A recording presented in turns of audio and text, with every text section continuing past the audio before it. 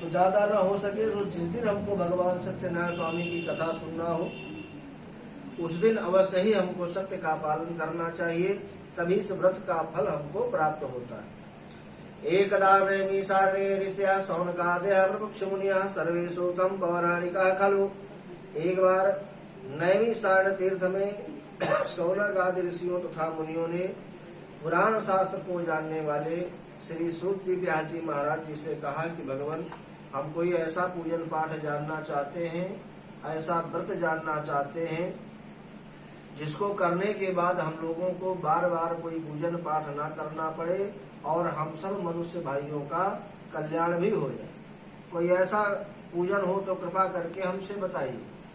सूत जी महाराज जी ने बताया कि देखो, एक बार बाबा देवर्षि नारद जी ने भी इसी प्रकार का प्रश्न भगवान नारायण जी से किया था और उन्होंने जिस प्रकार से उसका उत्तर दिया था, नारद जी को समझाया था, मैं आप लोगों के श्रद्धानुसार आपसे कह रहा हूँ, आप लोग ध्यान दे करके श्रवण करिए। एक बार विविध लोकों में भ्रमण करते हुए बाबा देवर्षि नारद जी इस मृत्यु लोक पर आए, पृथ्वी लोक पर आए और यहाँ पर आकर के उन्होंने क्या देखा कि मनुष्य अपने पाप कर्मों के द्वारा नाना योनियों में उत्पन्न होकर के अपने पाप कर्मों के द्वारा बहुत कष्ट भोग रहा है। बाबा देवर्षि नारद जी मन से ऐसा सोचने लगे कि अगर इन मनुष्यों के पाप को दूर करने का अगर कोई उपाय मिल जाता तो बड़ा सुंदर होता। सोचा चलो भगवान के पास चलते हैं, इसका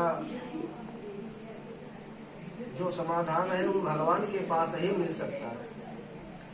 तो नारायण नारायण की वीणा बजाते हुए बाबा देवर्षि नारद जी आज भगवान के बैकुंठ धाम को पधारे और वहां जाकर के उन्होंने क्या देखा कि तत्र नारायणं देवं शुक्लवर्णं चतुर्भुजं शंख चक्र पद्ममाला विभूषितम्।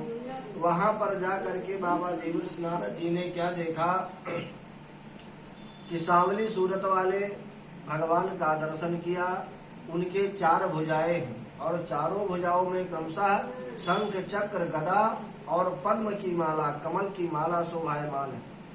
हाथ जोड़ करके स्तुति किया कि हे भगवान, हे मनवाड़ी स्वरूप पर वाले परमात्मन, भक्तों के कष्ट को दूर करने वाले भगवान, आपको नमस्कार है। बिनती सुनने के बाद बाबा देवर्षि नारद जी से भगवान नारायण ने कहा कि कहिए महाभाग देवर्षि नारद जी, आज आपका आगमन इस बैकुंठ धाम में किस कामना, किस प्रयोजना को लेकर के हुआ है।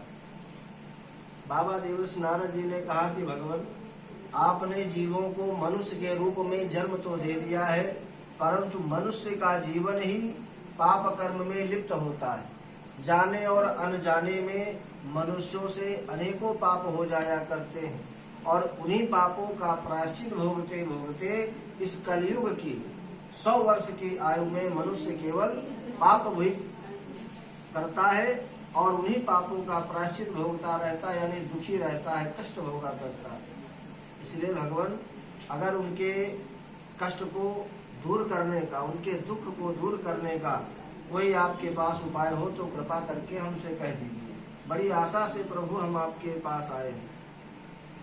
भगवान मुस्कुराए और कहा, देखो देवर्षि नारद जी, लोगों के कल्याण की कामना को लेकर के आपने बहुत ही अच्छी और उत्तम बात पूछी है। ऐसा विधान है, एक ऐसा व्रत है, एक ऐसा पूजन है जिसको करने के बाद मनुष्य अपने सभी सिद्ध फलों का भोग प्राप्त करके हमारे बैकुंठ धाम को आ जाएगा।